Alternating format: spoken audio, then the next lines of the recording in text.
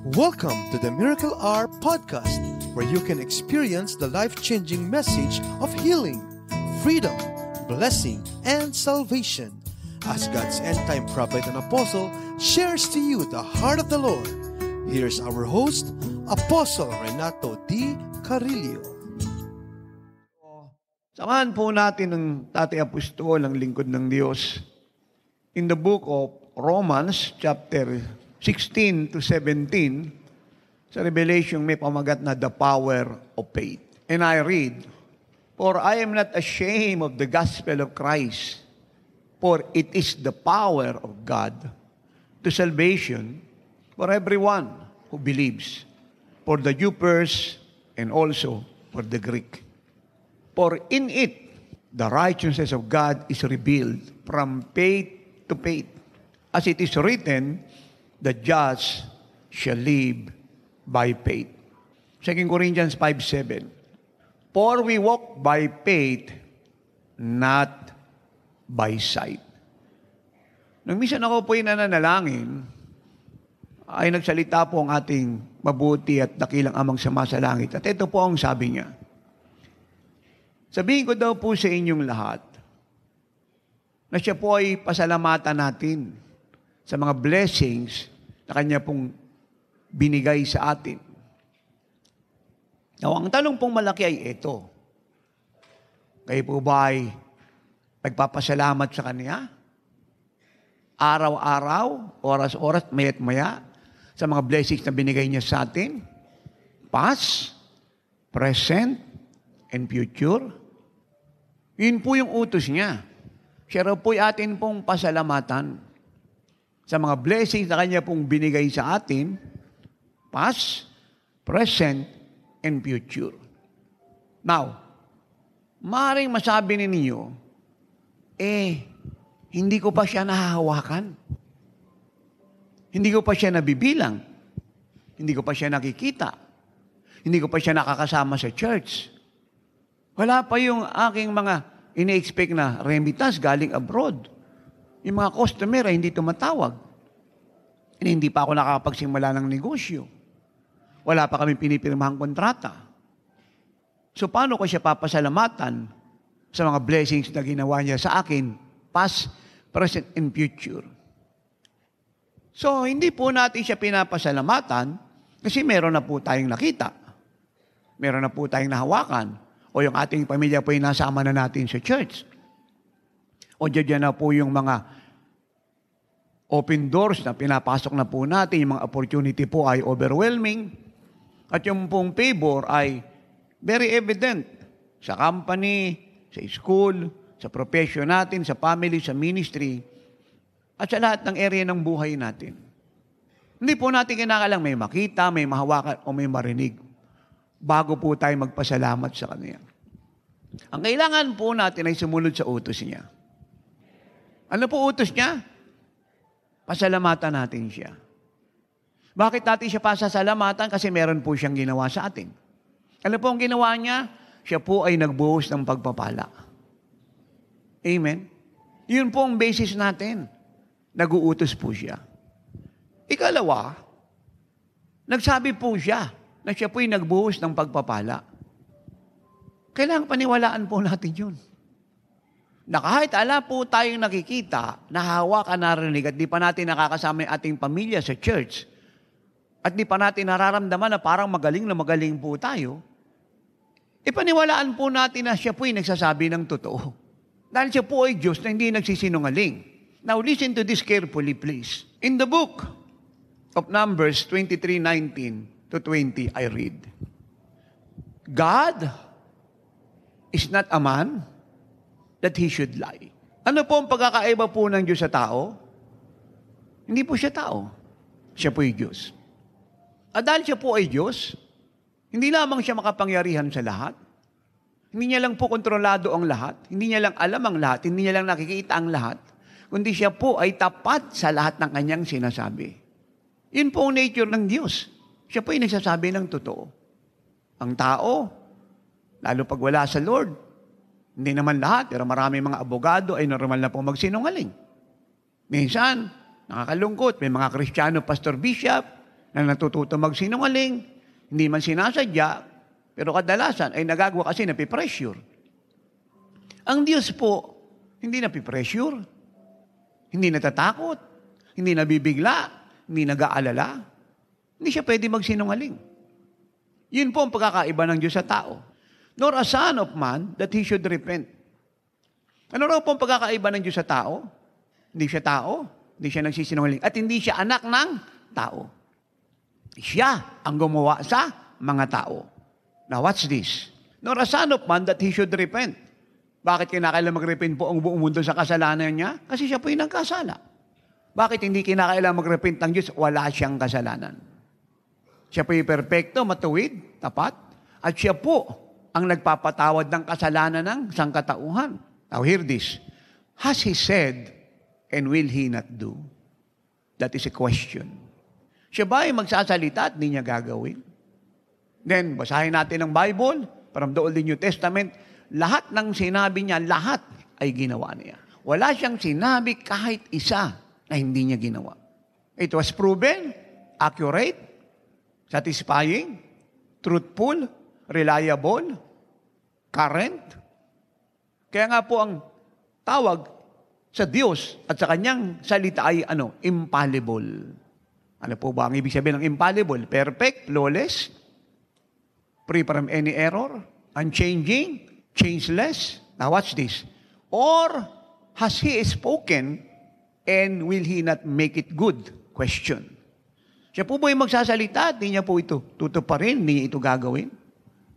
Hello. And will He not make it good?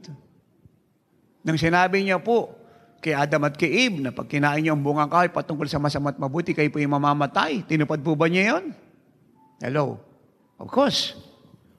Nung sinabi niya kay Saul na pagka hindi ka sumunod ay tatanggalin kita sa posisyon ng kaharian ay mawawala sa iyo, tinupad po ba niya yun? Of course. Nung sinabi niya po kay Eli na tatanggalin niya si Eli sa office bilang high priest at ang kanyang mga anak ay mamamatay dahil nilalapastangan nila ang kabanalan ng Diyos, binababoy nila ang temple ng Diyos, yung po ba yung nangyari? God did it. Si Eli po yung namatay, ang mga anak niya po yung namatay, and Samuel replaced him. Did King David pay the price because of his adultery and murder? Even though he was a man born from the heart of God. Did he pay the price? Of course. Dahil ang sabi ng Bible, walang kasalanan ang walang consequences. Maybe hindi mo makita ang consequences ngayong araw na ito na gumawa ka ng kasalanan dahil binibigyan ka ng Diyos ng pagkakataong magsisi, pero sa susunod na araw, sa susunod na linggo, buwan, taon, ay makikita mo yan. The meaning to say, hindi ini-ignore ng Diyos ang kasalanan because He is a righteous God. No one will break the law that will escape consequences. No one. 20. Behold. Ano po ibig sabihin ng behold? Look, listen attentively, understand, realize, be fully informed, watch, behold, I have received a command to bless. Now hear this. He that is God has blessed and I cannot reverse it. Ano po ang sabi ng prophet na si Balaam? Tumanggap ako ng utos na magpala. Dahil ang Diyos ay nagpala and I cannot reverse it. Pag ang Diyos daw po'y nagsalita, walang pwedeng magbago nun. God put that in your soul. Write that in your spirit.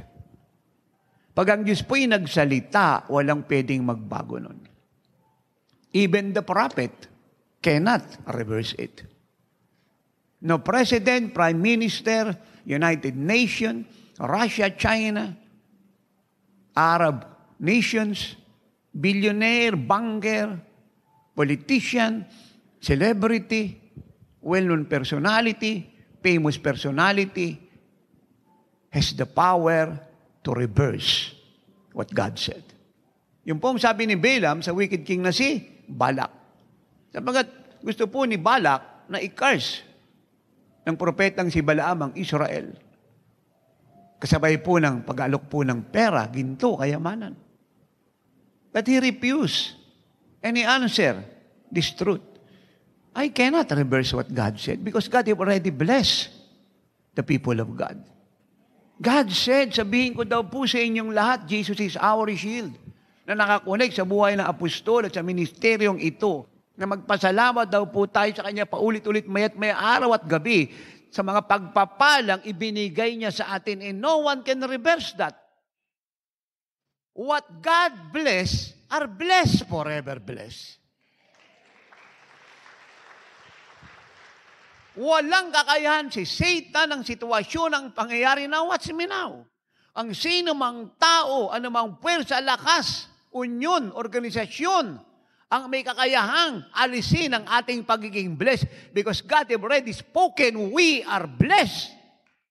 Walang sino mang may kakayang isara ang langit sapagkat ang sabi ng Diyos, binuksan ko ang langit ng malaki sa buong Jesus is our shield, worldwide ministries. Wala nang kakayahan ng diablong ibalik pa ang karamdaman mo kung pinagaling ka na ng Diyos. Wala nang kakayahan ng diablong paghirapin ka pa, malibang pumayag ka, pero kung ayaw mo, sapagkat ikaw ay pinagpalan at pinayaman na ng Diyos. Wala nang kakayahan ng diablong utusan ka pang mangutang at maging taga-London kung pinalaya ka na ng Diyos at di ka na taga-London, kaya taga-langit ka na. Hindi ka na loan dito, loan doon, kaya ka naging taga-London. Taga-langit ka na, ikaw na ngayon na nagpapahutang. Woo!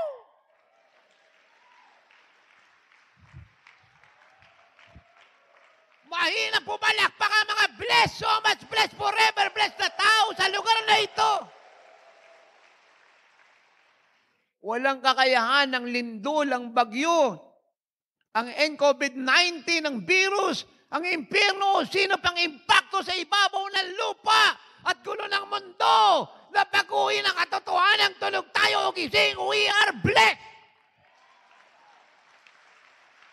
Walang kakayahan ang problema ang itatapo ng diablo sa ating negosyo, pamilya, kalusugan, kinabukasan. At wala siyang kakayang baguhin ang katotohanan ng anuman ang gawin niya. Ay di pwedeng magbago ang katotohanan ng we are blessed, victorious, immortal, marvelous, triumphant, glorious, powerful, mighty, more than conqueror, ruling, reigning, and the all of God is for us and we have it all. Hindi mo kinakailangang may makita, may mahawakan, para maniwala kang blessed ka. Nagsalita na ang Diyos. Sapat na yan. What you need to do is not to see it first, to touch it first, to handle it first, before you believe. What you need to do is to believe, and then you will see it, you will have it, you will taste it, you will enjoy it, you will possess it, because you are God's end-time possessor of everything. Everything that the Father own, that the Father have promised. Are you with me? Ganito lang po ito kadali eh. Ito po yung isang mayaman. Binigyan ka po ng document. Yung document po ay authenticated, documented, validated, verified again and again. At nakalagay doon sa document pong yan. May seal pa po yan ng government. Kaya nga authenticated, validated, again and again. At sinasabi ron, yung pangalan mo, ando doon. Anong sabi ron? Binigyan kanya ng manisyon, binigyan kanya ng hektaryang lupa, at binukusan kanya ng bank account sa isang bangko at nilagay niya yung ganito kalaking pera. Uli, siya po'y authenticated, validated, confirmed, may seal ng government. Now, don't ever dare to tell me na kinakailangan mo munang makita ang bahay, makita yung lupa, makita yung bangko, makapag-inquire doon sa teller para maniwala ka. Of course not. Pwede mong gawin yun. Hindi una sa lahat, yun ang kasunod. Kahit ala ka pang nakikita, naniniwala ka. Why? Kasi may document. Yun po yung kailangang i-develop ng buhay natin. Yung maniwala tayo na ang Diyos ay nagsasabi ng totoo, kaya wala kang nakikita. Yun po ang i-develop natin. And let me give you a prophecy. Ito po ang panahon na tinitrain po tayo ng Diyos. Take that word, tinitrain. Ano po tinitrain sa atin? Yung ating mga faith na maging kagaya ng faith ni Jesus. Let me say that again. Ito po ang panahon na mga faith natin ay tinitrain ng Diyos. Dinidevelop nila mature upang maging kagaya ng faith ni Jesus. Kaya hindi po tayo dapat nagugulat, namamangha na parang walang naunawaan sa mga nagaganap at nangyayari.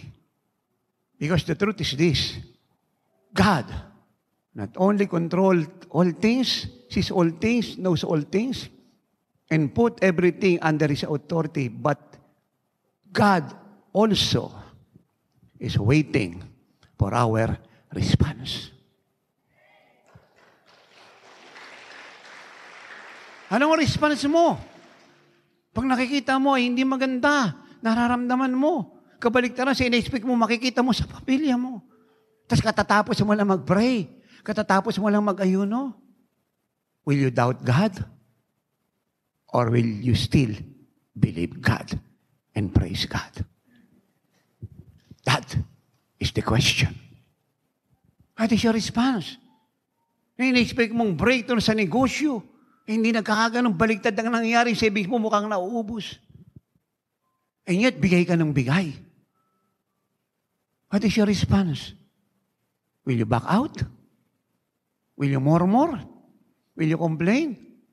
Kagaya ng ginagawa ng marami. Dahil sabi nila, nagkakaproblema sa trabaho, kaya hindi sila nag-o-offering. Nagnanakaw ng offerings, tithes lang binibigay. Sa dami ng narinig na blessing testimony. O patuloy kang susunod sa Diyos. Listen and hear me well. Pag dinidevelop ng Diyos ang buhay natin, para maging kagaya tayo ni Jesus, at ito na po ang paano, minamadali niyo po yan. Kaya huwag na po kayong magtaka. Sa likod po ng pagdidevelop niya ng buhay natin para maging kagaya ni Jesus, hindi po nawawala ang salitang process. Yung ibig sabihin, hindi lahat ng gusto natin kaagad din nandiyan dyan na parang itong instant coffee, instant noodle, instantanan. Pwede po yung instant sa sin. The thing, sa principle ng Diyos, may process. Bago matutong tumakbo ang isang baby, kailangan dumaan siya ng process. Ano po yung process? Mula sa womb ng kanyang ina, pagkatapos siyang maipanganak, kakargahin ng tatay at nanay, at pagkatapos ay hahawakan yung dalawang kamay, papayagang humakbang pakunti-kunti. At pagkaya niya na, siya na mag-isa. Pagkatapos tuturuan siyang tumakbo, process. Pero sa gitna po ng process, ang pangako niya ay nasa ulo mo. Ano po ang purpose po ng training ng faith natin? Para gawin siyang faith ni Jesus. The Lord visited me yesterday. Nagtali, gabi na po yun. Pero magta-12 kagabi. At ito po yung pinaunawa niya po sa akin. In the book of Matthew, chapter 27, we read this truth. Ito po yung statement po ng mga Pharisees, ng Sanhedrin, sa pangunguna po ng high priest. At sila po yung nagpunta po kay Pilate at humihingi po sila ng favor na yung pong tomb ni Jesus ay secure. Lagyan ng guard, tapos isil po ng ring ng governor.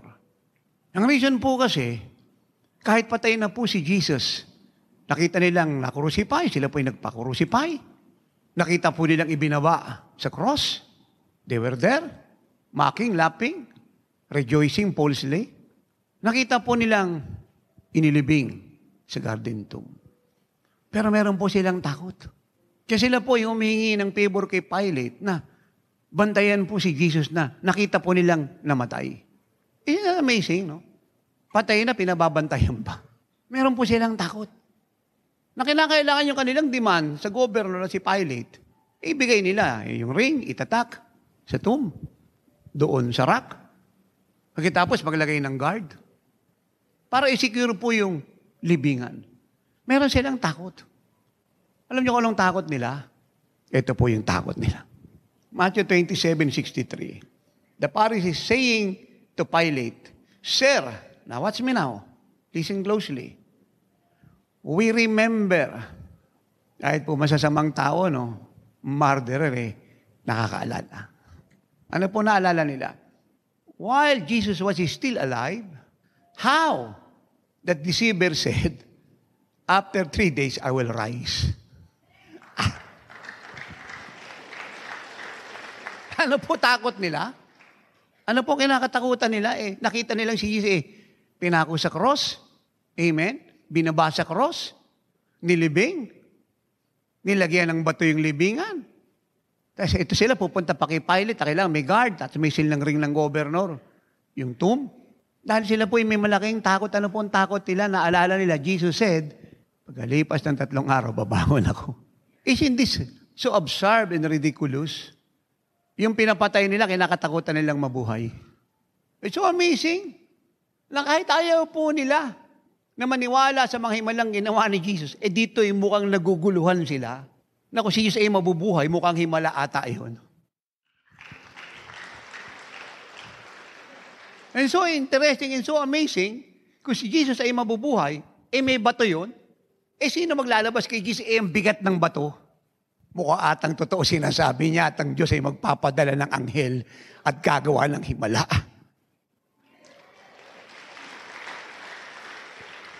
Yun po ang takot nila. At meron po silang dahilan kung bakit dapat silang matakot. Na si Jesus po ay mabubuhay mula sa mga patay. Now, are you ready to hear God? Ako naintindihan ko po kung bakit sila may takot talaga Alam niyo kung bakit? Ito po ang unang dahilan. Matthew 16:21. From that time, Jesus began to show to His disciples that He must go to Jerusalem and suffer many things from the elders and chief priests and scribes and be killed. Binanggit niya na po lahat ng dadanasin niya. Ano po yung unang-una niya pong binabanggit? Siya raw po yung magsasuffer ng maraming bagay sa kamay po ng elders ng Israel at ng chief priest o high priest at mga iskriba. At siya daw po ipapatayin. Amen? Pero hindi po siya nagtapos doon. Ito po yung kinakatakutan po ng Sanhedrin ng mga Pariseo. And be killed and be raised the 3rd day. Ito po yung kinakatakutan po nila. Dahil narinig nila yung paulit-ulit na sinasabi ni Jesus na mabubuhay siya pagkalipas ng 3 araw. Isn't that amazing, no? Ayaw nilang maniwalang siya yung Messiah, pero nag-aalala silang baka totoong sinasabi niyang mabubuhay siya. Isn't that ridiculous? Kasi ang tama dyan, kung hindi ka naniniwalang Messiah to, anong inaalala mo sa sinasabi niya? Pinapatay mo na nga Ano pa inaalala mo? It bothers them a lot. Matthew 17:23. Simulan natin ng 22. Now, while they were staying in Galilee, Jesus said to them, the Son of Man is about to be betrayed into the hands of men. And they will kill Him. Yan na naman. And the 3rd day, He will be raised up. Na-register na po sa isip nila at katauhan yung sinasabi ni Jesus ng paulit-ulit na, ako'y papatayin nila pero babangon ako. Yun po yung concern nila Amen? Yung babangon siya. Pero malaking problema nito, meron ang batong makaharang na malaki. Paano mapapagulong ni Jesus yun? Malibang siya nga ay anak ng Diyos. Malibang siya nga ang Messiah. Ay kung siya nga ang anak ng Diyos, may tatay siya.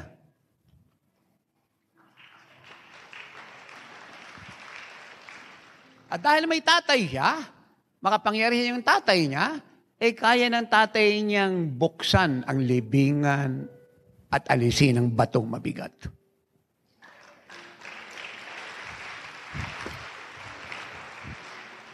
Kasi, the argument of the Pharisees are all defeated. Their suspicion, their theology, their reasoning are all defeated. Kasi nga, hindi naman sila naniniwalang siya ang anak ng Diyos. Kaya nga nila pinapatay Tapos ngayon, nag-aalala silang babangon siya. At kahit pumangon si Jesus, hindi nga naman siya makakalabas Ang bigat po ng bato na yan. It takes a mighty hands of the Father. At ito rin po ang tanong na malaki. Kung siya po'y mabubuhay sa mga patay, at kung siya po'y mabubuhay mula sa pagkakalibing sa kamatayan, sino bumuhay sa kanya? Siguro meron siyang tatay kasi siya ang anak ng Diyos. So ito po'y maliwanag na truth eh. Kung bakit nila pinapatay si Jesus, kahit marami pong evidence, because of envy and jealousy. And Pilate knows that. Kaya nga gusto niyang i-release eh. Kasi wala siya nakitang kasalanan. Hindi naman kasalanan yung sabihin mo, ako yung anak ng Diyos eh, kasi totoo naman yun.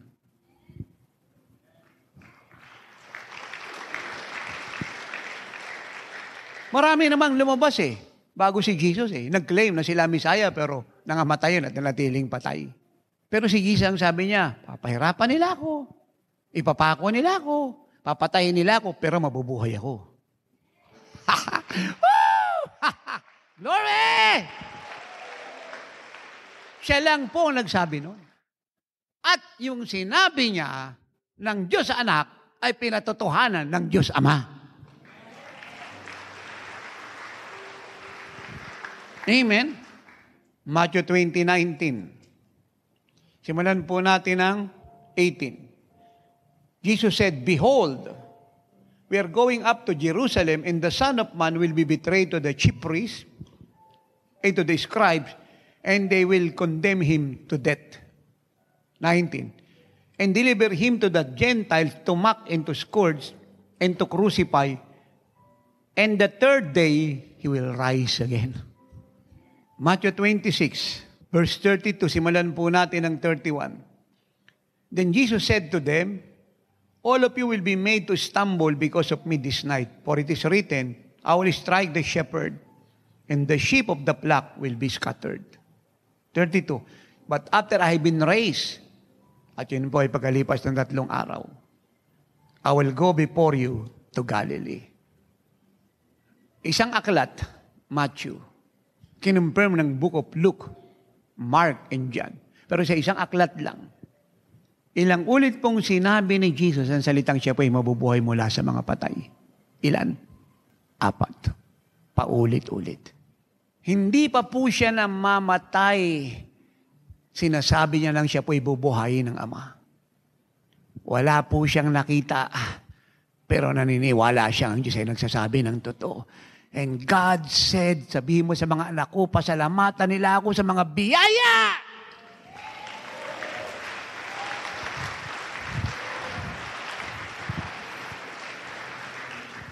Na binigay ko sa kanila. Not once na si Jesus po ay nag-doubt sa Diyos.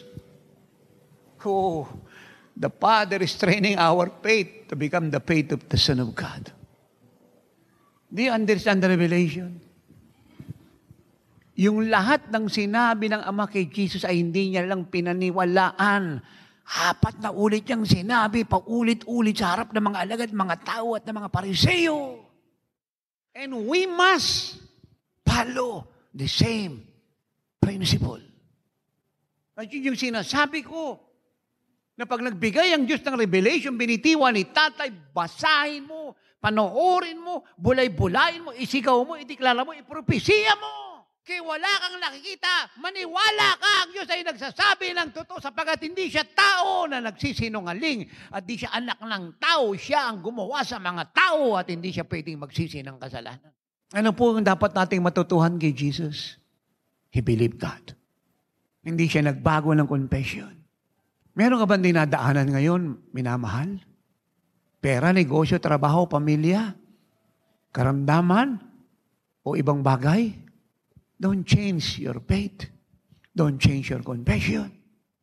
The more na malapit ka ng ipako kagaya ni Jesus, the more na malapit ka ng patayin, the more na malapit ka ng ilibing, ideklara mo ng ideklara ang pangako ng Diyos.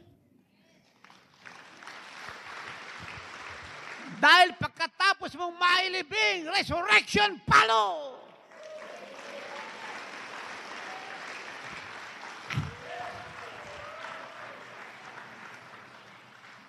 Do you get the revelation? Do you understand the Holy Spirit today? We must learn from Jesus. God is training our faith to become the faith of the Son of God. Saan po tayo nagkakaproblema? Confession. Saan tayo nagkakaproblema? Pag dumadating na po yung baligtad na pangyayari, umiinit po yung labanan, at lahat ng nangyayari sa atin ay kabaligtaran sa narinig nating katotohanan, we doubt God. We change mind, we change compassion, we change commitment, we change obedience, we become unfaithful. But I'm here to tell you, this is the good news. God is not a man that He should lie. He is not the Son of Man that He should repent.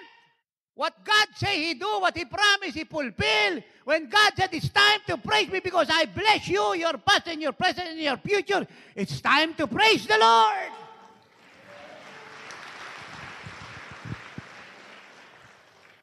Alam niyo po yung mga tao na kahit dumadanas ang pagsubok, maraming dinadaanan sa buhay. Walang sawa, nagpupuri sa Diyos, nagpapasalamat at yun ang nalabas sa bibig niya. Sila po yung mga taong nasa piriparnis, nasa lions din. Nasa harap po ng trial sa Sanhedrin, kay Pilate, naniniwalang ang Diyos ay hindi nagsisinungaling.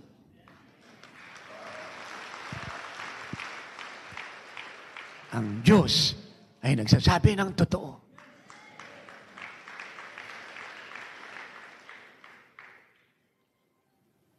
Ano sabi ni Jesus?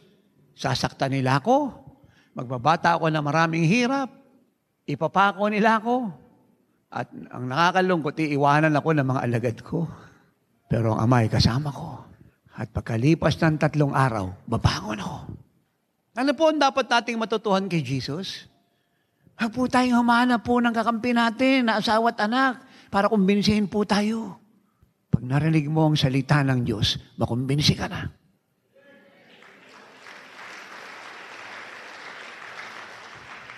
Ano po sabi ni Jesus sa John 17:17? Thy word is truth. Whose word? The word of the Father. Ano pong sabi niya sa atin? Do you remember the prophecy? Do you read it? Have you meditated it night and day? Do you write it? Do you see it? Do you prophesy it? Do you declare it? Do you decree it?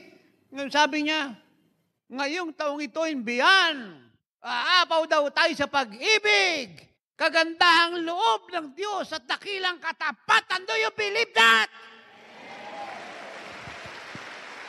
Now, may dinadaanan ka ba ngayon? At kung may dinadaanan ka man, personal, negosyo, pamilya, trabaho, kalusugan, ministeryo, pag-aaral, God is not a man that He should lie. Aapaw ka pa rin sa pag-ibig niya, sa kabutihan niya, katapatan. Have faith in God. Have the faith of God. Ang problema kasi ng marami, hindi tayo makapagpasalamat sa Diyos pag pangit yung nagaganap eh. Ikakapray lang namin sa mag-asawa, biglang nag-aaway. Pinag-ayuno na namin, pinag-pray na namin, maghihiwalay pa.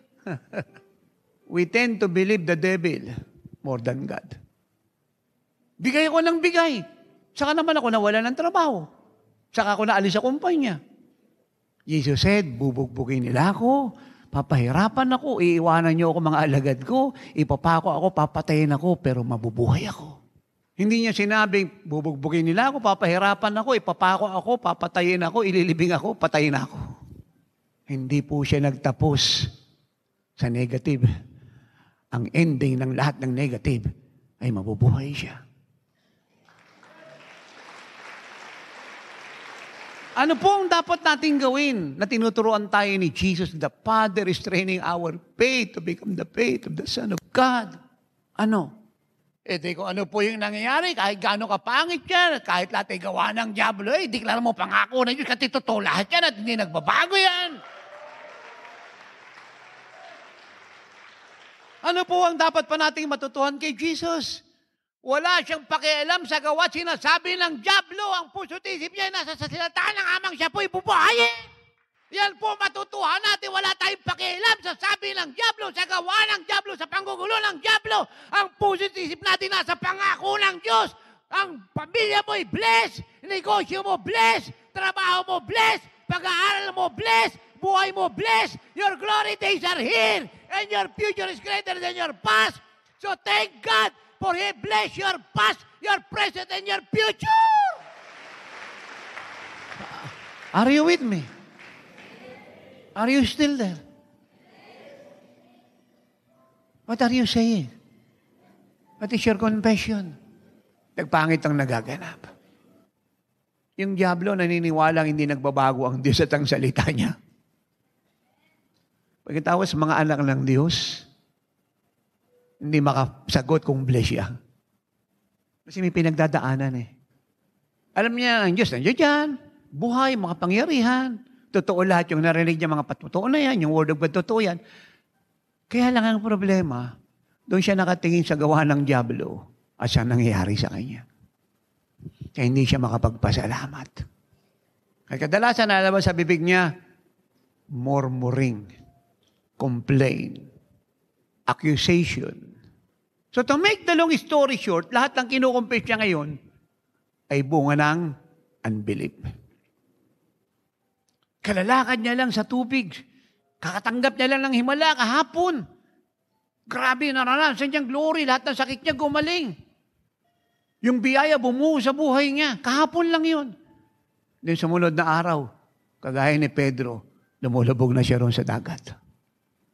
Dahil umatake yung diablo. At ang nakita niya ay yung gawa ng diablo. Nakalimutan niya si Kristo at ang salita ng Diyos. That is the problem. Kaya hindi po ako nagtataka and I thank the Father forever. Tinidevelop niya ang faith natin, tinitrain na maging kagaya ng faith ni Jesus. Mahirap po kasi na paniwalaan mong bibigyan kanya ng bilyon kung doon nga sa 10,000 piso hindi ka maniwala na bibigyan kanya mamaya. Napakahirap. Sobrang hirap. Na maniwala ka na kaya kanyang iligtas kahit nasa Red Sea at kaya niyang hatiin ng Red Sea malibang una sa lahat ay maniwala ka na kaya kanyang ilabas sa Egypt. Kailangan maniwala ka muna na kaya kanyang ilabas sa Egypt. Na kahit anong gawin ni Pero, ilalabas ka ng Diyos. Kaya ayaw ni Pero, ilalabas ka ng Diyos. So meaning to say, kailangan idaan ka niya sa training upang yung faith mo ay tumaas. Maging explosive. Kaya nga, sabi ng binasa ko sa inyo sa Romans 1:17, I am not ashamed of the gospel. This is the power of God unto salvation.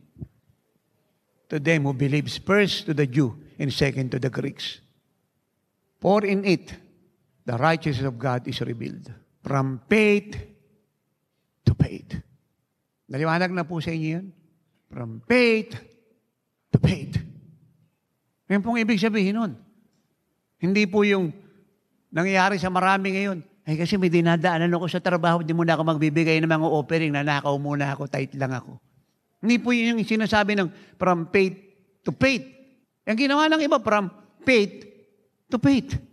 E paatras po yung faith. Hindi muna siya magbibigay kasi nga may dinadaanan siya sa trabaho.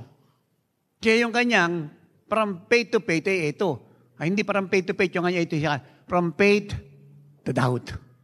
From faith to disobedience. Pero ang sabi ng Bible, from faith to faith. Kaya ako advise ko sa lahat ng may dinadaanan sa trabaho at hindi nagbibigay ng offering at mga pledge na yan at hindi nagpipares fruit, kahit alam niya yung katotohanan matagal na 4 years. Una sa lahat, hingi ka ng tawad sa Diyos. Kasi hindi ka from faith to faith, from faith to doubt. From faith to unbelief. From faith to disobedience. Mga nganib lalo trabaho mo yan. Hindi ka mapoprotektahan ng Diyos. Kasi nasa doubt ka eh. Nasa unbelief ka. Doon ka nakatingin sa nangyayari sa'yo, wala sa pangako niya. Anong sabi niya? Without faith, it is impossible to please God. May trabaho ka nga, may pera ka nga, wala kang faith, hindi malulugad ang Diyos sa'yo. Sa araw, wala ka ng trabaho. Sa araw, wala ka ng money. Sabi niya, from faith to faith. Dinidevelop ng Diyos ang faith natin na maging kagaya ng faith ni Jesus. May dinadaanan ka ba? Bukas pa rin ang langit. Hindi ko alam kung ano dinadaanan mo. Siya lang ang alam ko. Hindi nagtatapos ang Diyos sa gawa ng diablo. Pagtatapos ng Diyos sa iyong gawa niya. Yun ang talo ng diablo. Amen. O si King David pumatay. Si King David ng alon niya. Pero hindi nagtapos ang Diyos sa gawa ng diablo at kasalanan ng tao. Ang wakas ng buhay ni King David ay ang pangako ng Diyos. Yun po yung mga advice ko na may pinagdadaanan sa trabaho. Ngayon kang tawad sa Diyos. Sa unfaithfulness mo, sa disobedience mo, sa unbelief mo, sa ingratitude mo. Hindi ka nagpapasalamat sa Diyos. Magpapasalamat ka lang ba kung lagi ka nakakain ng pugot mana at nabubulokan ka? At pag medyo na-delay ngayon yung pugo, amen? At ikaw na yung humuhuli kasi na lumilipad, hinahabol mo pala, mapagod ka. Eh nung pinapadala ng Diyos, hindi ka lang uhuli. Hindi ka lang magpapasalamat, pumumormor ka na. At sabi mo, hanggang kailan ako manguhuli ng pugot mana, lumilipad siya. Alam niyo kung anong tawag dyan ng langit? Unfair. At marami pong mga anak ng Diyos, ganyan. Ano po ba ang beauty pag lagi tayo nagpapasalamat sa Diyos? Kahit pangit ang nangyayari. Ito po ang beauty. Maniniwala tayo, may ginagawa ang Diyos. At muli, isang araw ko po nananalangin, dinalaw ako ng Lord. Ito naman ang sabi niya. We must believe that whether we are alone, nag-iisa, or in the company of many, maraming kasama, whatever situation we are facing, and whatever feeling we have, the Lord is doing great and mighty things for us. Ano pong sinasabi po sa atin ng ating mabuting amang sumasalangit na nagtitrain ng ating mga faith para maging kagaya ng faith ni Jesus? Kailangan daw po tayo pong maniwala na kahit tayo po yung nag-iisa o marami po tayong kasama, ano man daw po yung sitwasyong hinaharap natin, pangit man po ito, hindi maganda, ano man daw po yung nararamdaman natin, maaring merong plan si Satan, lagyan ka ng karamdaman. Ano man daw po yung nangyayari sa iyo, hindi mo naintindihan, hindi abot ng isip mo. Ay kailangang maniwala raw po tayo na ang Diyos ay may ginagawang dakilang bagay sa buhay natin.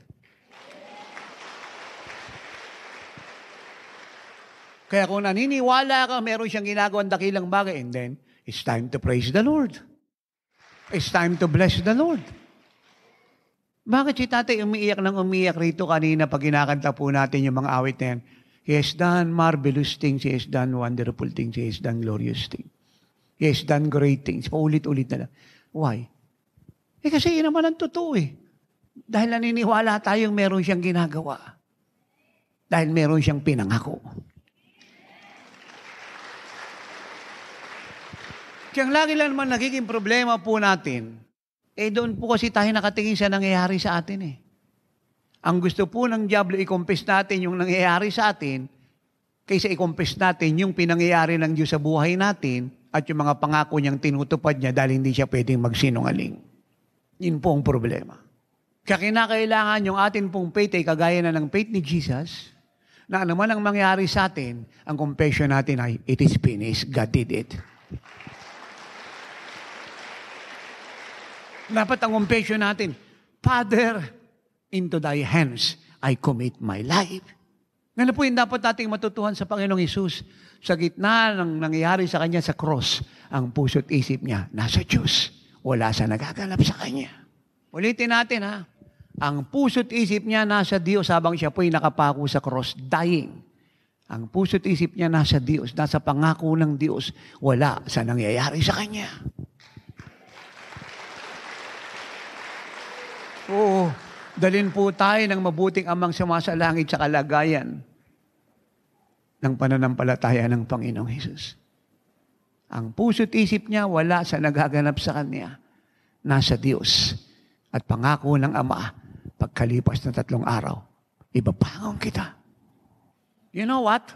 Kung si Jesus po ay hindi naniwalang siya po ibubuhay ng Ama, walang salvation magaganap sa mundo. You know what? Faith is so powerful. It moves God. It activates the power of God to circumstances and to give you your miracles. Actually, alam naman ni Jesus na wala na namang maiinom na alak eh. Nung kasalan sa alam ng Lord yun eh. But you know what? Hindi naman siya nag-volunteer na gagawa ng himala. Kasi naghahanap siya ng faith. Kaya nung lumapit na si Mary at nanalangin na, ang sabi ko, nanalangin na si Mary kay Jesus, Humingi na ng tulong at sinabi sa mga tauhan, sa mga servant, na sundin nila lahat ang sinasabi ni Jesus, and then nagsimula nang magtrabaho ang Diyos. Ang Diyos po kahit sobra kapangyarihan na hindi gagalaw, malibang makita ang pananampalataya.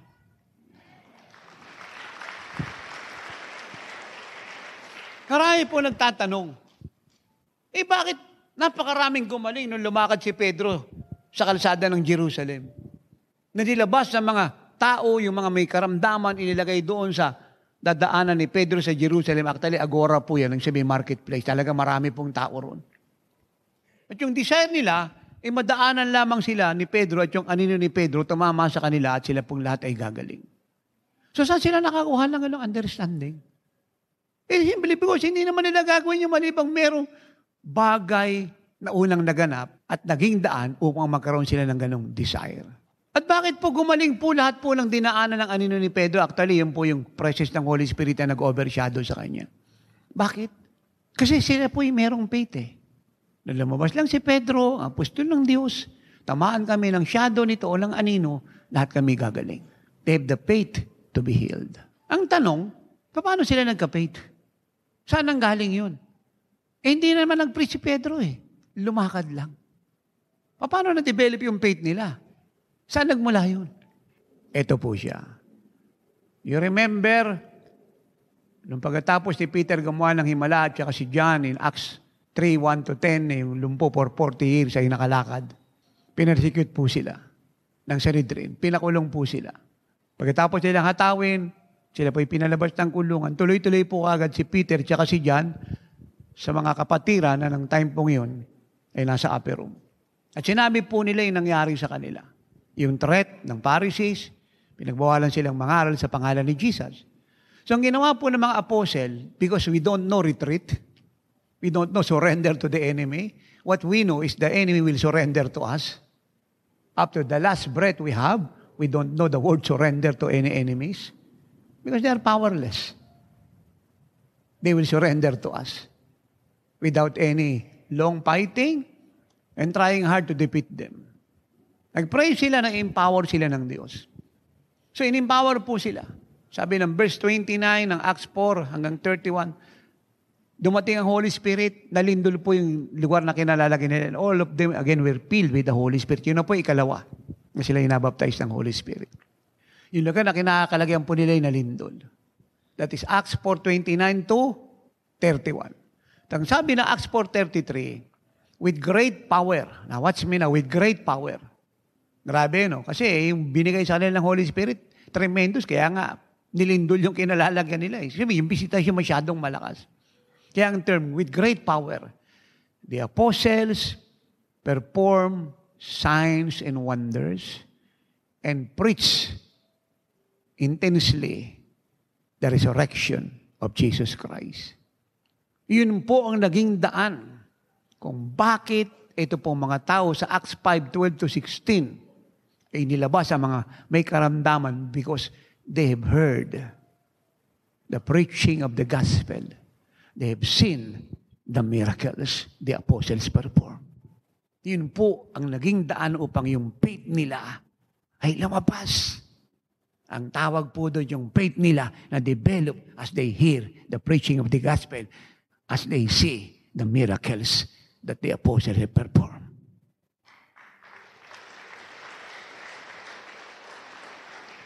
Kaya dahil yung faith po ay naka-ready na, kaya nang lumakad po si Peter, yung Diyos na nakatira sa kanya, na-move na at nagtrabaho na.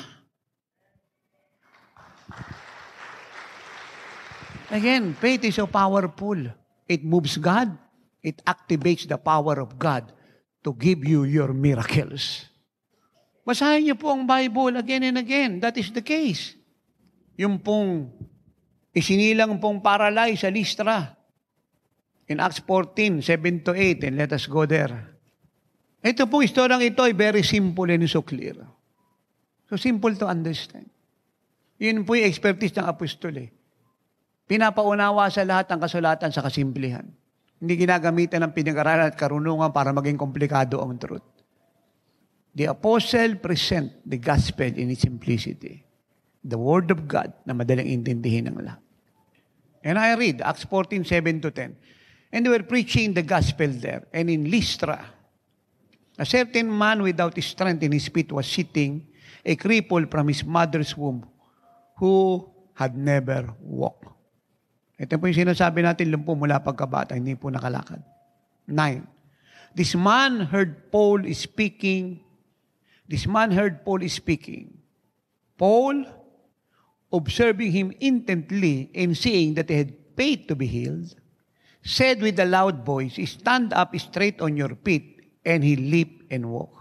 Hindi na po tinapos po ni Paul yung pangangaral niya nung makita niya po ito pong lumpo mula sa tiyan ng kanyang ina na naipanganak na lumpo. Hindi nakalakad. Minsan nang makita po ni Paul na ito po yung may faith para gumaling, tinigil niya po ang preaching at ang sabi niya, tumayo ka, lumakad ka. At yun pong naganap, tumayo siya, lumakad. Now, saan siya kumuha ng faith?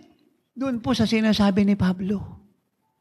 Habang nagsasalita si Paul, ang apostol, na didevelop ang faith niya sa Diyos, kay Jesus, sa kapangyarihan ng Diyos. At yun yung lagi kong ina-advise sa inyo, sa mga kapatid yung pastor, sa mga taga-ibang fellowship. Pag mag-minister kayo sa sino man, Christian o unbeliever, gusto nyo gumaling sila, kinakailangan ulit-ulitin nyo ang Word of God sa kanila hanggang ito po'y ma-develop sa puso nila. Hindi nyo kailangan magtapo ng napakaraming chapter at verse. Kailangan nyo lang isa, dalawa, Isaiah 54, ipaliwanag yan ang paulit-ulit. At pag nakita nyo yung faith nila na develop na, and then, minister, miracle happen. Lahat po ng gumaling sa Bible ay kinakitaan ng Diyos ng pananampalataya. Kahit hindi nangaral si Pedro, ang mga tao po na nag-aabang sa kanya ay puno na ng faith. Because prior to His coming to them, they already hear and saw the miracles they have performed. Yung faith ay na-develop na. Ibig sabihin, dati wala. At sa pangangaral ng mga apostol ng Word of God, unti-unting nailagay sa puso, na-develop, namunga. At yun ang naging daan upang ang himala ay maranasan nila. So ano po revelation dito? Kaya nga, kung ano man dinadaanan mo ngayon, minamahal anak, bulay-bulayin mo salita ng Diyos para ang faith mo ay hindi mawala. At kahit anong gawin ng diablo, pag ang faith mo ay buo, ang pangako ni Diyos ay hindi nagbabago, kahit ayaw niya, kahit anong oppose siya, kahit anong pakikibaka niya, ay mararanasan mo because God is not a man that He should lie. Yung 10 ketongin, hindi naman ito pupunta kay Jesus nang wala itong naintindihan. They came to Jesus because they believe Jesus can heal them. Yan ang sabi ng Luke 17:11-19. Kaya hindi naman sila pinatungan ng Lord ng kamay. Ang sabi ng Lord, pakita kayo sa priest. At habang sila po ay lumalakad, palayo sa Lord, simply means they obey, sila po ay lumilinis. Dahil sila po ay naniniwalang si Jesus po ay makapangyarihan, anak ng Diyos, at sila po ay naniniwala ang sinasabi ni Jesus ay totoong lahat. And because they believe His word, all of them were healed. Kung na-develop na po ang faith ng mga anak ng Diyos sa faith ni Jesus, hindi mo na kailangan magpa-pray. Kung ano man ang dinadaanan mo, ikaw mismo, isusolve mo yung sitwasyon. Kasi nakarating ka lang sa faith ni Jesus. Ang ibig sabihin now, you rule and you reign over all your situation and circumstances. Ang ibig sabihin, nakarating ka lang sa faith ng Lord, yung sitwasyon at pangyaring nagaganap sa iyo, surrender sa iyo.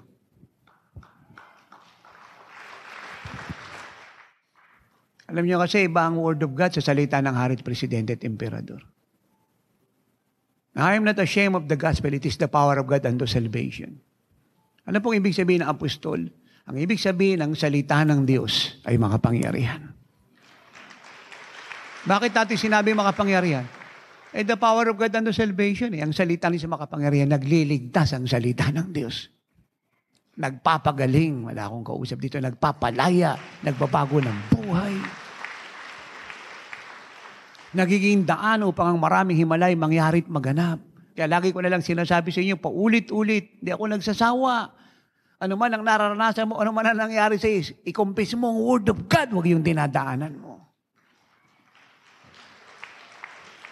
At huwag kang magkamaling pumunta sa unbeliever na maghanap ng ipapayo sa iyo at makipagkwentuhan sa mga Kristiyanong lukewarm, backslider, malata at tagamundo.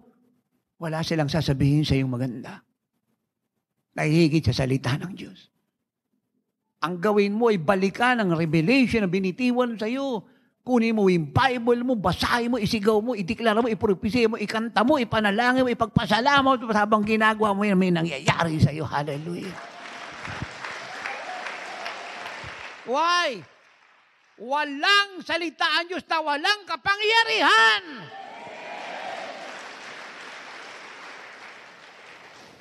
Yan yung pinakamagandang gawin.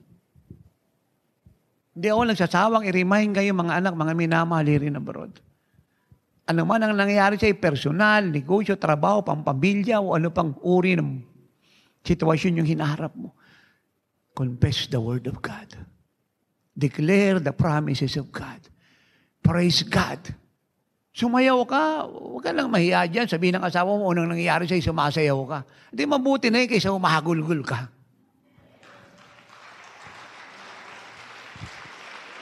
Mabuti na sumasayaw ka kaysa nandudong ka sa sulok.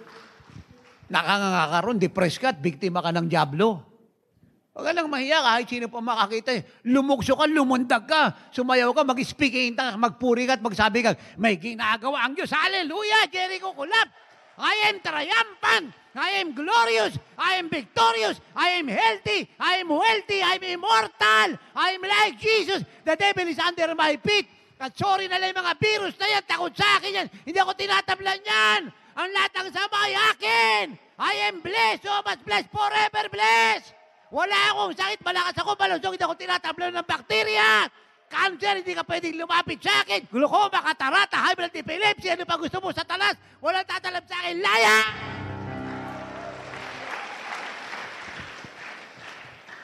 Masyado pong powerful to.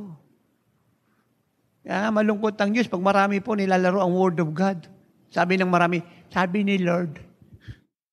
Sinama mo pa yung Lord. Malungkot po yung Diyos niyan. Naniniwala ka may ginagawa ang Diyos eh. Hindi ka makasayaw, hindi ka makalukso, hindi ka makalundag. Hindi po nakukumbinsi ang Diyos niyan. Ang faith po radikal, kagaya ng babae na agasan ng dugo. Kahit masakit ang katawan niyang gumagapang, makarating lang ako kay Jesus. Hindi niya sinabi, makarating lang ako sa Lord. Hawakan ko lang, gagalig ako. Hindi pa ako nagpapatawa. I'm so serious. Hindi biniro ni Jesus yung kanyang resurrection. 4 times niyang sinabi. Paulit-ulit na lang. Hindi ko po alam kung ano pong feeling po ng mga alagad. Siguro masakit na yung tenga nila. But that is the truth. Kasi mahalaga sinasabi ng Lord. Personally sa Kanya. Dahil kung hindi siya mabubuhay mula sa mga patay, sino papasok sa langit? Wala. Kahit nasa kalsada sila, sinasabi niya, papahirapan nila ako, bubugbugin. Ipapako nila ako, mamamatay ako, pero babangon ako. Paulit-ulit na lang. At pag malapit na po yung kanyang crucifixion, the more he say it. The more he repeat it. Di ka lang ako advice sa mga dumadanas ng pagsubok sa pera, negosyo, trabaho. Pagkatapos magsisi ng kasalanan kasi nagnanakaw ka ng offering, tithes ka lang, kasi ang paliwanag mo, may dinadaanan sa trabaho ko. Hindi ka sumusunod eh. Paano kanya mapoprotektahan? Isang araw, ayaw ko man. Isang araw, wala ka ng trabaho. Hindi ang Diyos may gawa nun. Sino? Ikaw. Bakit naging ako? Hindi ka sumusunod eh. Sinasabi ng tithes in offering, tithe ka lang, paliwanag mo, may dinadaan ang trabaho ko. Sabi niya, from faith to faith, ang ginawa mo, from faith to doubt.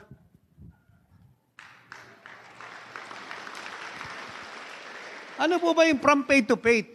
Sabi, yung faith mo, minamature, ginagawang faith ng Lord. Pwede natin itong i-define. From faith to unending faithfulness. May kalawa ko pong advice. Then, tapat ka sa pagbibigay. Committed ka, dedicated ka. Malinis puso mo. Pero dumadanas ka ng pagsubok sa pera. Listen, delay does not mean denial. Keep praising God. It's coming. I said, keep praising God. It's coming. What is coming? God said, sabihin mo sa mga anak ko, pasalamatan ako sa mga pagpapalang ginawa ko sa kanila. Hindi niya sinabing, gagawin pa lang. At pagka hindi dumating yung biyaya na ina-expect mo sa panahong gusto mo, listen. Malinis puso mo, nagbibigay ka, tapat ka, pero parang hindi dumadating, nadidelay. Listen, may tinuturo ang Diyos sa iyo. At isa po sa tinuturo niya sa iyo ay yung dinidevelop niya yung faith mo. Na maging kagaya ng faith ni Jesus dahil yung dadating na biyaya pagkatapos nito, mas malaki. Kaya kung yung concern mo yung ngayon lang, ang concern niya, pati hinaharap pa. Amen. Ulitin natin kaya kung yung concern mo yung ngayon lang, yung concern niya yung hinaharap. Na-delay si Jesus. Dinelay niya talaga yung pagpunta ng Bethany, the city of affliction. Pero hindi nagbago ang katotohanan, bubuhay niya si Lazaro. So with that in mind, magpasalamat ka sa Diyos. Dahil may ginagawa ang Diyos. Dinidevelop niya yung faith mo for a higher blessing and glory. Tinuturuan ka niyang mag-mature sa maraming bagay. Pero sa simula pa lang na mag-pray ka, sinagot ka na niya. Tapat ka sa ginagawa mong pagbibigay, malinis na buhay, pagsunod, pananalangin, pag-ayuno, pagdalo. Pero baliktad ang nangyayari sa iyo. Hindi nagbabago ang pangako niya. Ang sinasabi niya, ayun pa rin yun. Hinahanda ka niya sa mas malaki, mas malawak, mas dakila, mas kamangha-mangha, mas kagila-kilalas.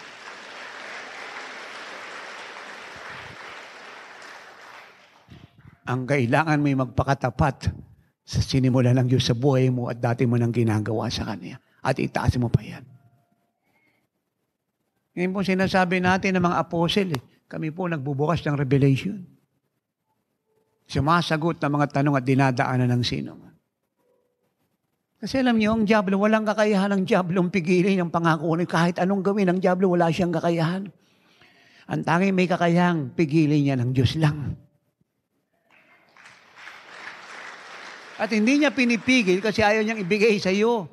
Wala sa isip niyang pigilin. Nangako na nga siya, tagsabi na nga siyang nirelease siya na dapat paniwalaan mo yan. Pero sinasabi natin kung hindi nga siya dumadating sa panahong gusto mo, pero tapat ka, nagtatay ka, nag-o-offering ka, committed ka, dedicated ka. So lahat ng dapat mong gawin ay ginagawa mo. May ginagawa ang Diyos dakilang bagay sa buhay mo. Yung faith mo, tinataas niya ng tinataas.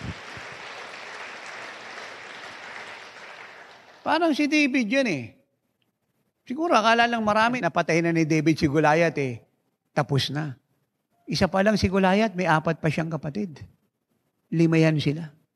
Kaya kung hindi napatay ni David si Goliath, hindi siya qualified, harapin pa yung 4. Lahat yun, minasakit ni David yun.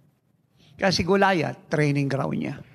Kaya nga hindi po tayo na bibless doon sa mga prosperity preacher at hindi naman lahat, no? May ilang faith teacher na claim it, name it, and have it. Wala na po din specific will ng Diyos.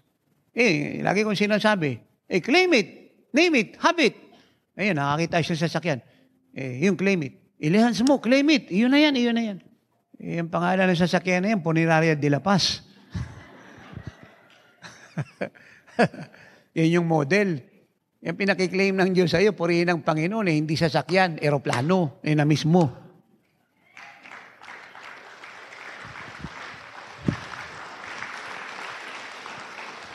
Yun na tindahan ko nun. Sabi nila, Apostol, Tatay Apostol, nabibilis kami sa taga-ibang fellowship na na-revive. Grabe glory mo, naka-Amerikana ka, nag-jeep ka. Ito yung pera, 50%. Kami magbabayad sa bangko, lulon, 50%, ikaw na lang maghulog. Hindi naman yung isa sa akin ibibigay ng load sa akin. Tsaka wala siya sinabi maglulon ako. Kaya pag may revelation ka, hindi ka pwedeng i-attract ng sino man. Hindi ka pwedeng i-deceive.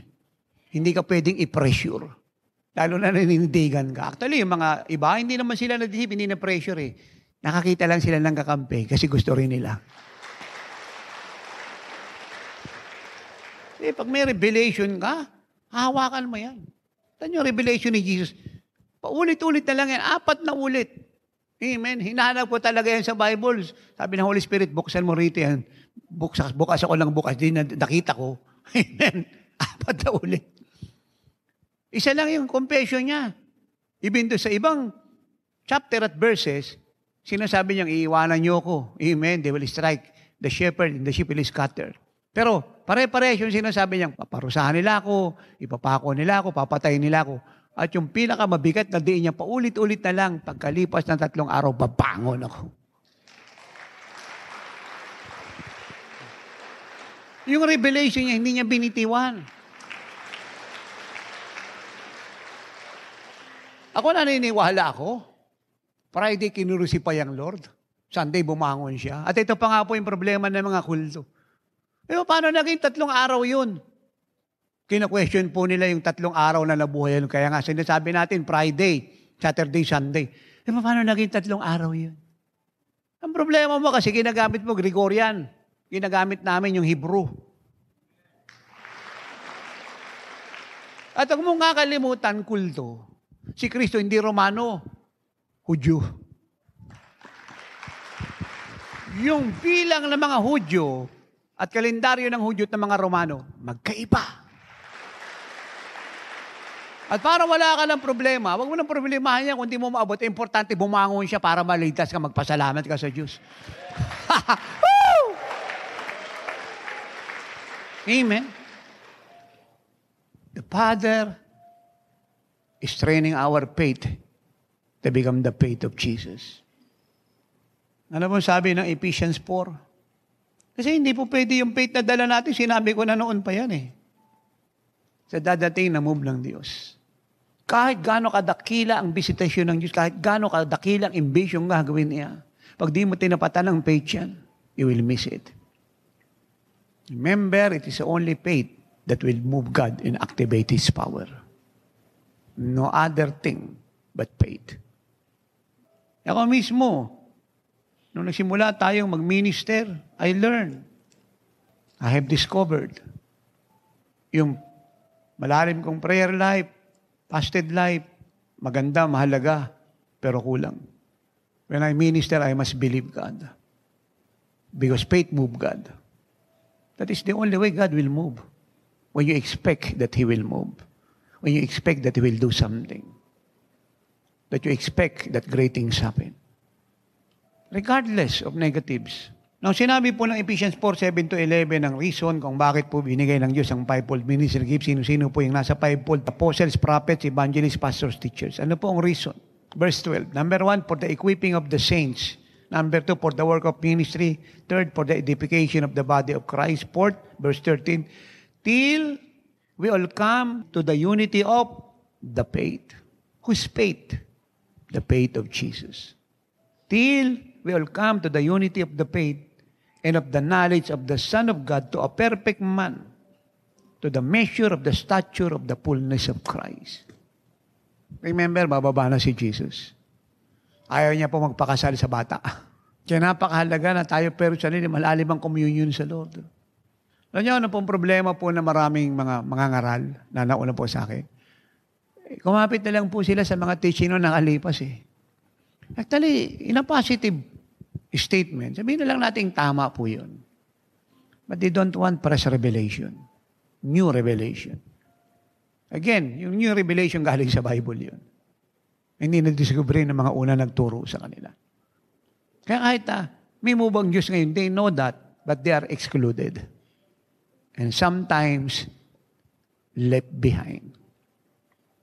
Kasi parang technology yan eh.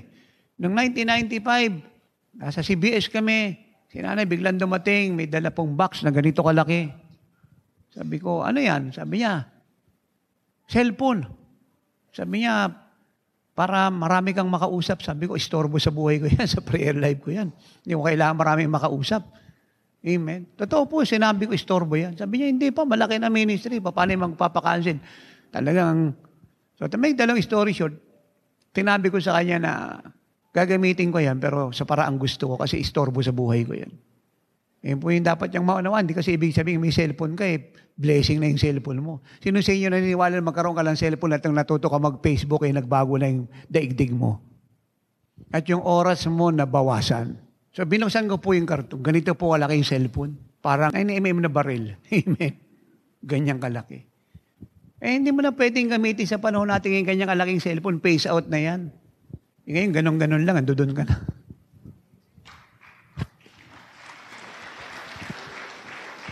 Ngayon po yung sinasabi ko. Yung mga tinanggap po nilang aral kahit gaano katotoo, hindi applicable ngayon. Yung kaligtasan hindi nagbabago. Pag nagbago yung kaligtasan mo at naligtas ka hindi sa pamamagitan ng grace, through faith in Christ, kulto ka nun. Pero yung mag-mature ka at lumawak ang pananaw mo, dapat nag-i-increase yan. Kaya nga may salitang acceleration. May salitang process. Amen? May salitang deep understanding. May salitang the whole counsel of God. May salitang maturity. May salitang to the fullness and stature of Christ. Kaya napakahalaga na tayong lahat, yung ating personal na devotion sa Lord, malalim talaga. Kasi ililigtas ka niya sa mga tukso, sa plano ng dyablo. Kasi bago pa magplano ng dyablo, alam ng Diyos yan. Kaya pag nagpakalalim ka sa pananalangin, iingatan ka niya. Sasabihin niya sa iyo yung plano ng dyablo, sino dapat mong iwasan, sino yung huwag mong iiwasan, sino yung kakausapin mo, hindi mo kakausapin. Pag nagpapakalalim ka sa relasyon sa Diyos, i-guide ka niya. Kahit may mga pagkakamali, may panganib, iingatan ka niya. Wala siyang anak na papabayaan. Kaya ang unang-una talaga dyan, live the first commandment. I-guide ka niya sa lahat. At dito mo maiintindihan na hindi lahat ng gusto mo susundin ng Diyos. Tuturuan ka niya. At doon po tayo natututo. Doon tayo nagmamature. Parang Papua New Guinea yan eh. Diba kinakwento ko sa inyo, let me remind everyone. Eh di, doon nga lang kami, ikot-ikot nga doon sa tapat lang ng hotel namin. Yun lang nakikita mong mga tao, yun lang din nakakain mo. Kumbaga sa yung tiyan mo, naghahanap naman ng iba. Sabi ko, meron ba rito mga kahit man lang, kahit papanong hangin na masagap tayo, meron man dagat dito. So, kailangan ko naman ng hangin. Sabi nila, meron naman apostle, may dagat doon. Sabi ko, sige, punta naman tayo ron kasi pauwi na rin kami bukas eh. Eh di, nga, may sarili tayong ba na inaarkila. Di kami na nga lang sakay. Tapos na mga gawain nun, dami nang naligtas, gumaling, marami nang himala ginawa ang Lord. Eh yung driver natin, Christian naman siya, taga doon siya eh. Taga-pasanay siya. Kasi yung sinasakyan niya, yun yung nirerent namin, talagang sanay siya mag-drive. Eh yung pupuntahan namin, European restaurant yun, na mga nakatira ron, mga taga-Europe, mga Australian, doon sila kumakain. Exclusive na lugar. So, nagkaliligaw-ligaw siya. Amen. Nagagalit na yung mga kasama ko sa loob. Yung mga leader. Nagagalit na kasi syempre, pinoprotekta nila si tatay. Sabi niya, what's happening to you? You are getting lost. Naglabasan na yung mga English talaga. Amen. Ako naman nakangiti sa likod. Natatawa. Eh, sabi naman nung kapatid na nagdadrive, taga-Papua po siya. Sabi niya, I don't understand what's happening. I know the place, but it seems to me that I forget the location. So, naglabasan na yung mga English. No? May English na paatras, may paabante. Basta naglabasan mga English. Ay di nangingiti si tatay. Talagang delay. Talagang ikot-ikot kami. Ikot kami ng ikot dito. Yun lang pala yung restaurant. Kasi salita, dapat mga 30 minutes lang nandun na kami. Umabot kami siguro ng mga 1 oras. Pero nandun lang kami sa lugar na yun, hindi niya nakikita. Paikot-ikot lang. Kami, hindi kami pwedeng magturo kasi nga, first time din namin napunta ron eh. So, parang pangit ang nangyari. Pero merong plano ang Lord na dakila.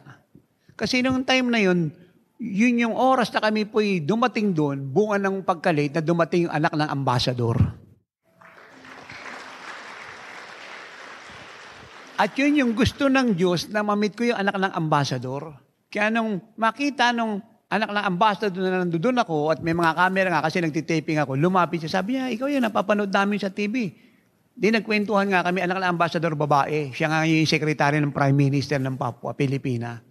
Sabi niya, kausapin ko yung daddy ko. Tinawagan niya yung papa niya. Siya yung ambassador ngayon. Inausap ko sa telepono. Sabi niya, ba't di ka dumalaw sa embassy? Hindi ka dumalaw sa bahay ko. Sabi niya, sayang naman pagdating mo, pinag-pray ko tuwang-tuwa.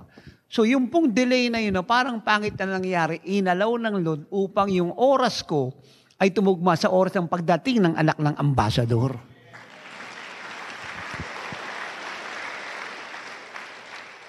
Kaya nga yung sinasabi natin kadalasan, kahit hindi mo naintindihan ang nangyayari, maniwala kang may ginagawa ang Diyos. Praise the Lord!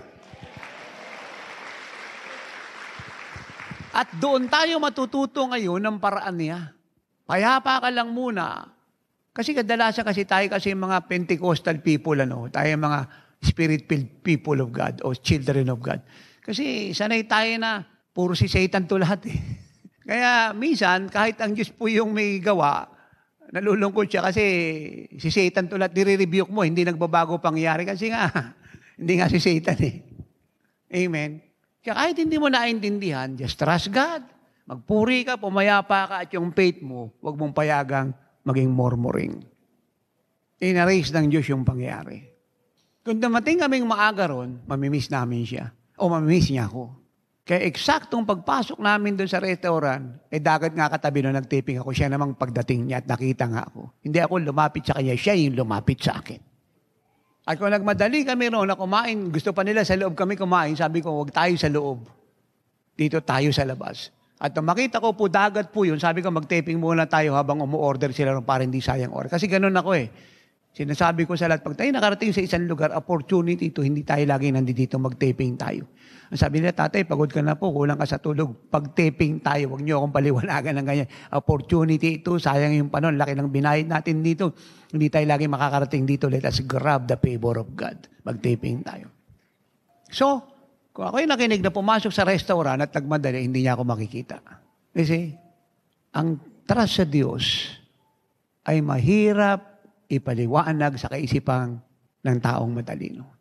Ang trust sa Diyos ay naipapaliwanag lamang ng mga taong kilala siya at alam ang paraan niya. Nung umalis po kami nung aming maliit na mini bungalow tinitiran sa Ermin, yun po una naming bahay ni nanay. Maliit lang po siya pero magandang bahay, pang family. May kwarto, maayos po siya kasi maganda po yung lugar eh. Kumbaga sa ngayon, parang townhouse siya. Ang pagkakaiba ng townhouse, may story yan. Ito, diretso lang. Doon kami dinala ng Lord. So nung inalis niya po kami ron, nilipat niya kami sa 15th Avenue. Pangit na lugar. So, yung revelation ng Lord sa akin doon, promotion. Bago ako umalis nung Ermin. So, ang ina-expect ni nanay at kaming lahat, mas magandang bahay. Yung nalipatan namin, ang daming kapitbahay, lasinggero, yung mga nasa harap, lasinggero nasa likod, yung nasa tapat po namin, ang babato ng bubong ng church. Dahil nagtatrabaho sa pag-court, pag nangangaral ako tungkol sa sugal, ang sagot niyang amen puro bote ron sa bubong ng church. At minsan ako lumabas ng tinitira namin, may mga itak yung mga tao sa labas, inaantay ako. Amen. Tapos pinatatawag ako ng mga barangay kasi nga naistorbo sila, kasi nga yung nalipatan namin, yung palibot niya, puro tao. Doon kami nilagay na ayaw nila nung Word of God. Lagi ko nasa barangay. Sabi ng barangay captain, ikaw na naman. Sabi ko, kayo na naman. Sabi niya, ba't ka lagi nandito? Hindi ko po alam, ba't niyo ako lagi pinapatawag? Oo nga pala, kasi nagre-reklamo na, ikaw na naman. Sabi niya, marami silang reklamo, ba't kayo kumakanta, ba't kayo umiiyak? No, puro nonsense. Ang sagot ko lang, kami nananalangin kasi gusto namin yung mga kapitbahay namin. Hindi ko sinabing siya. Mga kapitbahay na i-bless ng Diyos. Sabi ng kapitan, mabubuting tao naman pala itong mga ito. Ikaw naman pala ang pinagpipray, kapitbahay ka tapos nagre-reklamo ka pa. Nag-apologize po silang lahat. Sabi ng kapitan, Pastor, pasensya na. Magmula ngayon, hindi na kita ipapatawag. Praise the Lord. Amen. Amen. Nung kami na mahina sa Nasugbo, may-ari ng resort, German. Nagiinuman pala yun. Yung asawa niya, nagtatrabaho sa Supreme Court. Kaya matapang yung German. Yung lugar na kinakalagyan namin sa Nasugbo, siya naman, kaibigan kong lawyer, siya may-ari nito, kinakapatid niya naman yung asawa ng German na babae. Pinagamit niya sa akin resort kasi binitbit ko yung kongregasyon Doon kami nag-prayer meeting, doon ko sila binautismuhan, doon kami nag-retreat. Siyempre, maingay nga kami. Di nakapigil kaming lahat kasi piprayer yan Pupuri, sumasambasal. Pag dilat ng mata namin, nakapalibot mga pulis. Saan dito si Pastor Carillo? Mga pulis. Yung mga attendee, hindi alam ko, ituturo ako Saan dito si Pastor Carillo? Si nanay, hindi lumalabas Walang sumasagot. Sabi ko, ako po. Sabi niya, kailangan po kayo sa presinto. Sabi ko, praise the Lord. Sikat ako sa Batangas. Sige, punta akong presinto. Doon po yung kapitan. Ikaw ba si pastor? Ako po. Nagre-reklamo sa iyo yung ma-impluwensyang tao rito. Sabi ko, ano pong reklamo? Maingay daw kayo. Ikaw, maingay ka raw. Grabe yung kapitan ng pulis. Maingay ka. Sabi ko, ano po bang pag-iingay ginawa ko? Basta nag-iiyakan kayo. Hindi raw sila makatulog. Ako hindi naman sila natutulog. Magdamag sila nagiinuman eh. Hindi niya ako pinapansin. Kasi nga kakampi niya yung ano eh. Kasi may impluwensya ka kasi sa Korte Suprema nagtatrabaho. Sabi niya, pag di mo tinigil yan, kakasuhan kita. Sagot ko sa kanya, ako po naturuan ng Lord na gumalang sa mga namumuno. Pero kung gagawin niyo po yung bahala kayo, hindi po ako titigil kasi wala akong kasalanan ginawa. Alamat po sa paanyaya. Malis ako. Nabukasan, ayan na naman. Pikit mata namin, pagdilat namin, ayan na naman mga polis. Store, tawagan ng kapitan. Galit yung kapitan. Sabi ko, galit din kami ng Lord. Sabi lang, kapitan, galit talaga. Hindi niya lamesa. Pastor, sabay sabi niya sa holster niya, yung baril. Ako, mabait ako. Dinadaan niya ako sa takutan eh. Mabait ko namin yung holster. Tapos yung tiyan niya na puno ng baboy. Wag mo ubusin pasensya ko, pastor. Ikukulong kita. Sabi ko, salamat po. Pero wala akong kasalanan. Alis na naman ako. Amen. 3 araw. Ayan na naman mga polis. May mobile na. Wow, wow, wow. Hindi na nila tinanong kung nasan si pastor. Sabi ko, ano pong kailangan nyo? Sabi nila, pastor, tinina namin yung ginagawa nyo sa magdamag. Wala naman pala kayong ginagawang masama. Tuloy nyo yun.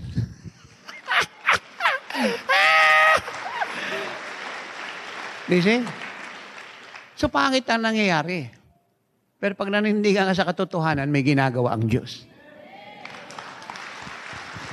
Kaya ito na. Lipat kami 15. Gulo. Isa nagturo ako, binato ng kapitbahay namin yung bubong. Si Rapi, maliit pa. Butas po yung bubong, bumagsak po yung bote, basag, tumama po kay Rapi, si Rapi duguan. Tuloy po pagtuturo ko. Tumutuloy yung mga dugo sa katawan ni Rapi kasi bubog eh. Tuloy-tuloy sa bubong, butas, tuloy-tuloy sa katawan ng anak ko. Tuloy po ako sa pagtuturo. Pinag-pray ko lang si Rapi, hinil ng Lord. Pero ang pangako ng Diyos, promotion. Iba yung binagsakan ko. Nagkamali ba ang Lord ang nilagay ako ron? Hindi. At ito pa po nakakatawa. Yung ilalim ng bahay namin, doon kami nailagay. Doon kami pinatira sa itaas, karera ng kabayo. Umaga, tanghali, hapong gabi, blag, hindi kami makatulog sa ilalim. Nagkamali ba ang Diyos? Hindi. Nung minsan na kayo mag-pray, sabi niya, anak, nilagay kita rito. I am training you so hard sa mga susunod na panahong harapin mo. Doon sa maliit na bahay na yan, dinivelop ako ng Diyos. Even though, yung laman ko, umaayaw. Kumahanap ako ng lilipatan. Pero kahit anong gawin ko, hindi ako makaalis. Nililid ako ng Holy Spirit sabihin sa lahat kung hindi ako dinaan ng Diyos doon. Wala tayo rito ngayon. The Father is training us in this end time. Training our faith. Hanggang siya'y maging kagaya ng faith ng Lord. At yung mga dinaanan ko ngayon, bagamat marami pa, hindi ko na po dadagdagan yung iba pa, ay bahagi ng pangako niya sa buhay natin. Hindi po siya hiwalay, bahagi. At minsan doon tayo nagkakaproblema, ayaw natin nun. Kasi narinig lang natin, puro biyaya. Pero hindi natin naintindihan, yun ay biyaya. At yun ang pinakamahalaga, yung maging kagaya ka ng Panginoong Hesus. At nung tayo po'y makapasa ron, open heaven.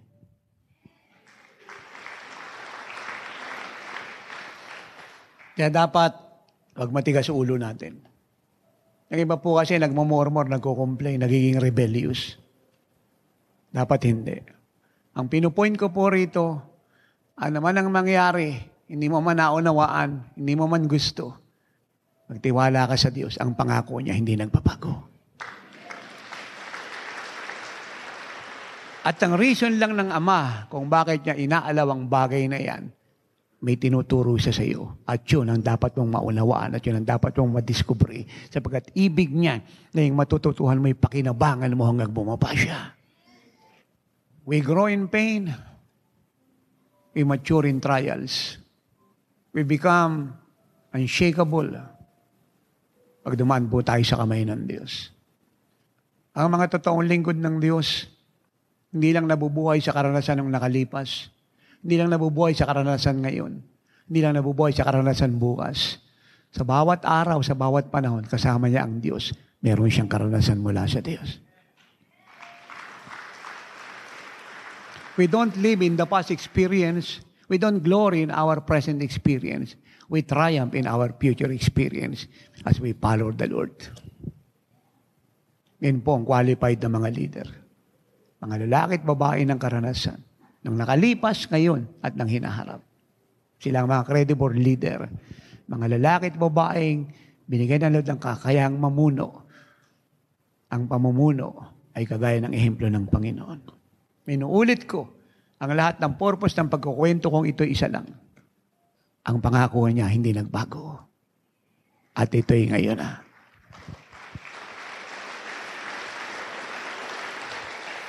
Amen. In Mark 6:53 to 56, makikita po natin mga tao sa Genesaret. Wala silang ginawa, kundi sumunod na sumunod sa Lord. Kahit saan po siya magpunta, sunod sila ng sunod. Bitbit nila ang lahat ng may sakit at karamdaman. Ang desire nila, ang mga may karamdaman gumaling. At wala po sa kanilang nakahawak sa laylayan ng barong ng Lord ang hindi gumaling. Lahat po'y gumaling. Faith moves God. Activates the power of God to give us our miracles. Faith is so powerful.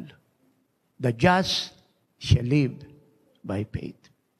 Why live a life of faith? Kasi nga maraming mangyayaring hindi mo naunawaan. You must believe God. You must be faithful to God. You must stay true to God. Your faith is a must to please God. Yung babaeng may issue of the blood, 12 years, hindi mapagaling na maraming doktor. Narinig niyan tungkol kay Jesus. Yung faith po niya, persevering faith. Gumagapang, tumatagas ang dugo. Napapalibutan ng maraming tao, persecuted. Pero ang mata nakatingin kay Jesus. Yun po matutuhan natin. Mahinang-mahina ang katawan, tumatagas ang dugo sa katawan. Persecuted, maraming crowds. Hirap maka-breakthrough sa crowds. Pero yung mata hindi naalis sa Lord. At kinukompes niya ang miracle niya. Habang ang mata niya at isip at puso ay nakatuon sa Lord, nagkukompes siya. Ang sabi niya, mahawakan ko lang ang laylayan ng kanyang bara, ako'y gagaling. Ay kung anong sinabi niya, yun ang naganap sa kanya. Inuulit ko mga anak, mga minamahal. Ano man ang mangyari, ano mang negative ang maganap, isigaw mo, ibalita, itanyag, i-Facebook, i-text, i-email, isigaw, isayaw, ikanta, ipropesya, ideklara ang mga pangako ng Diyos. Dahil pag ito'y sinabi mo, magtatrabaho na ang Diyos.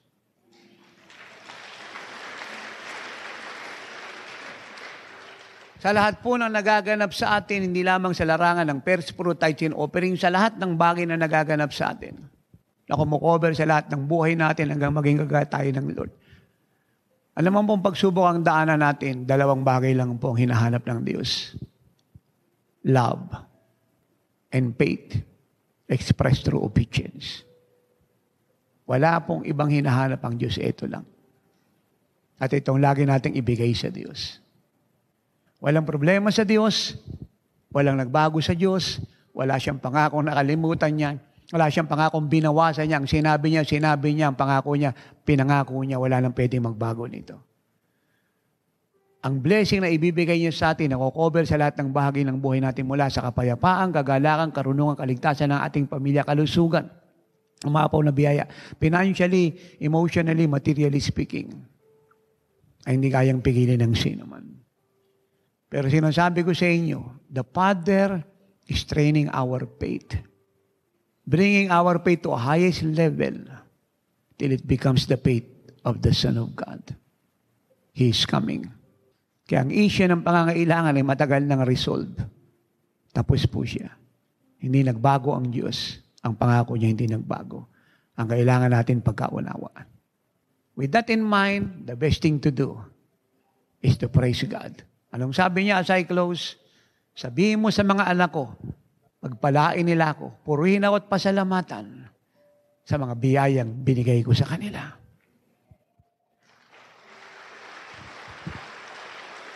Ano man ang kalagayan mo ngayon, ang Ama'y nagsalita na, meron siyang binigay. You have to believe it. At kahit wala ka pang nakita, wala kang nahawakan, magpasalamat ka na because God is not a man that He should lie. He is not a son of man that will repent. What He say, He do. What He promise, He fulfill. And God said, you are blessed. And no one can reverse that. Hallelujah.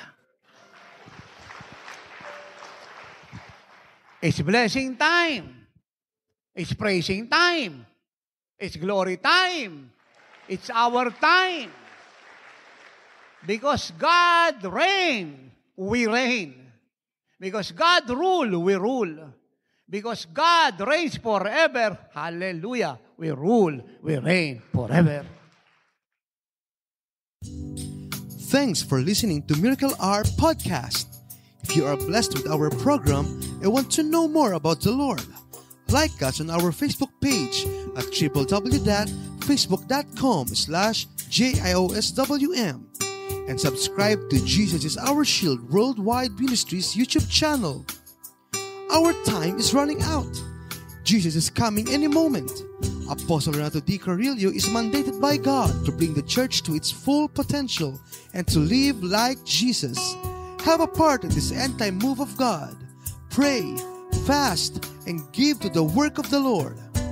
To God be all the glory.